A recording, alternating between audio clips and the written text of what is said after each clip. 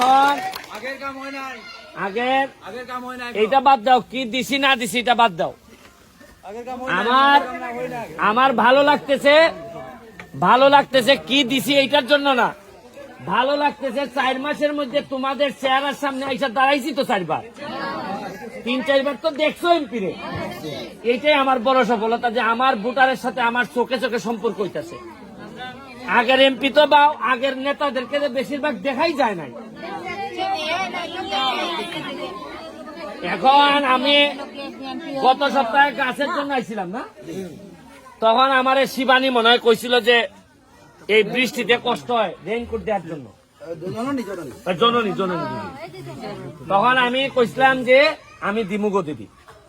এইবার আমি ঢাকা গেছি, ভালো টাকা আমার ইনকাম হয়েছে হাইকোর্টে, টাকা খরচা কইরা নিজের টাকা খরচ কইরা কিনছি, সরকারি ভাবেও বরাদ্দ করার চেষ্টা করতেছি, আশা করি আগামী মাসে পেয়ে যাবো। আরো সরকারি ভাবেও রেইনকোট কইছি যে আমি যতদিন এমপি আছি আমি কথা দিছি যে আমার চা বাগানে 24টা চা বাগানের কোন মহিলা যারা বাইরে গিয়ে চা পাতার কাঠে তুলে তাদের একজনও এই রেইনকোটের বাইরে থাকবে না। আমার এলাকার চা বাগানের আগামী 5 বছর পরে আমি এমপি থেকে চলে যাওয়ার সময় আমি দেখে যাইতে চাই আমার চা বাগানের প্রতিটা মহিলা শ্রমিক তাদের চেহারা দেখলেই বোঝা যাবে যে না কিছু যত্ন আত্মীয় হয়েছে এদের উপর। শোনো, যত্ন হয় কিনা গাছের অবস্থা দেখলে বোঝা যায় না, মানুষের চেহারা দেখলে বোঝা যায় যে যত্ন হইতেছে কিনা। আমার যেভাবে আমি পাইছিলাম আমার চা বাগানের মহিলাদের 4.5 বছর পরে আমি রাইখা যাইতে চাই, এদের চেহারা দেখলেই যেন বোঝা যায় যে না এই গাছেরও কিছু চর্চা হয়েছে, এই কারণে এরা মাশাআল্লাহ এখন একটু ভালো অবস্থায় আছে। তোমরা বলছিলা রেইনকোটের জন্য, আমি অলরেডি 1000 রেইনকোট নিয়ে আইছি।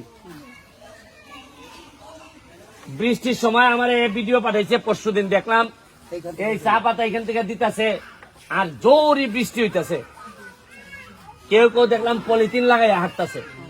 পলিথিনে কি আর বৃষ্টি মানে? বৃষ্টিতে কি পলিথিন মানে? কিছুই তো মানে না। কিন্তু আমার কত হইলো, মাত্র 6 লাখ টাকা খরচ করছি, 1000 আনছি। কত আনছি? 1000 আনছি। একটু পরে যাই মোট দেওন্দি বাগানে দিতে। 50 বছরে কি কারো এই কথা মনে হইল না যে এই বইনটা আমার, এই মাটা আমার, এইরকম বৃষ্টিতে কাজ করে, এদেরকে একটা রেইনকোট দেই।